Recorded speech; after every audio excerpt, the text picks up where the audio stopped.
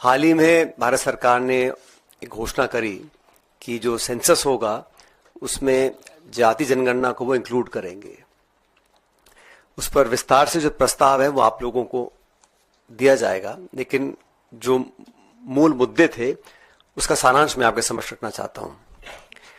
हम सबको ज्ञात है कि कई सालों से राहुल गांधी जी और कांग्रेस पार्टी इस मुद्दे को लेकर बहुत प्रखर रहे और तमाम विरोध के बावजूद पूरी भारतीय जनता पार्टी, पूरी भाजपा की केंद्र की सरकार, भाजपा का नेता सालों तक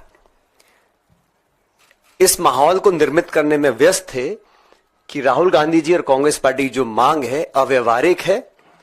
और एक बहुत बड़े नेता का बयान आया था, बटोगे तो कटोगे, और अर्बन नक्सल कहा गया कांग्रेस नेताओं को, राहुल गांधी जी को। वही दल, वही सरकार जो 11 साल से शासन में है, उन्होंने जातीय जनगणना को देश समाज के लिए एक जहर की संज्ञा भी दी थी। आज जनता के दबाव के अंदर और कांग्रेस पार्टी के, राहुल गांधी जी के लगातार संसद के अंदर, संसद के बाहर इस मांग को करने पर यह समझ गई केंद्र की सरकार कि जनभावना आज कांग्रेस के साथ है। इस देश की अधिकांश जनता भागीदारी चाहती है और राहुल गांधी जी और कांग्रेस पार्टी ने बार बार कहा, ये सिर्फ एक जनगणना नहीं है, ये एक पारदर्शी तरीके से, वैज्ञानिक तरीके से देश की अधिकांश जनसंख्या किन हालात में अपना जीवन व्यतीत कर रही है, कितने पढ़े लिखे हैं, क्या कमा रहे हैं, क्या खा रहे हैं। क्योंकि भारत और राज्य सरकारों का जो बजट है, उस बजट का आवंटन, नीति निर्माण करना, सहयोग समर्थन देना अभी सिर्फ अंदाजे के साथ किया जाता था। कोई जवाबदेही, कोई ट्रांसपेरेंसी नहीं थी और सरकार मनमाने तरीके से जहां चाहा वहां बजट, पैसा और योजना लगा दी।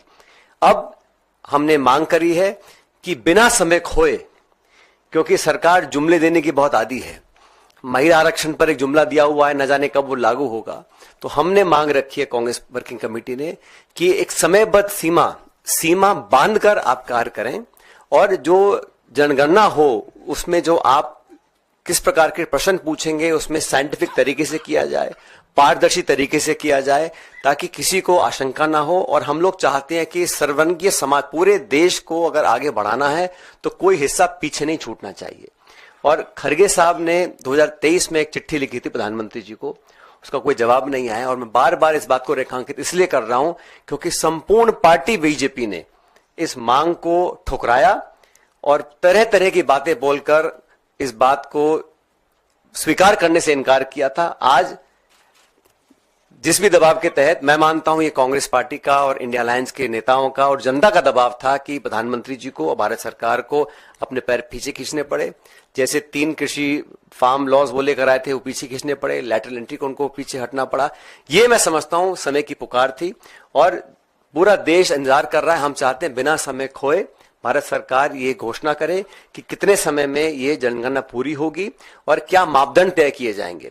क्योंकि जवाब उतना ही महत्वपूर्ण, से ज्यादा महत्वपूर्ण सवाल होते हैं। तो सिर्फ आंकड़े नहीं, हम पूरी अर्थव्यवस्था को, उनका पूरा जीवन शैली, शैक्षिक योग्यता, नौकरी, संसाधन, बजट, पैसा, किसको कितना समर्थन मिलता है, नहीं मिलता। और जिस संज्ञा को राहुल जी बार बार बोलते हैं, एक एक्सरे होना चाहिए। एक्सरे होने के बाद हम लोग सही तरीके से भागीदारी सुनिश्चित कर सकते हैं, समर्थन, आयोजन, बजट, पॉलिसी इंटरवेंशन टारगेट कर सकते हैं। और ये मैं समझता हूं देश के कल्याण के लिए, देश को आगे बढ़ाने के लिए जो एक सामाजिक न्याय की पहल कांग्रेस पार्टी ने हमेशा की है, दशकों से की है, आज हमारी बात को, हमारी मांग को सरकार ने माना है। हम चाहते हैं कि इसको तुरंत लागू किया जाए और बिना विलंब के इस पर हम लोगों ने विस्तार चर्चा करी है और एक सर्वसम्मति से एक प्रस्ताव पारित किया है।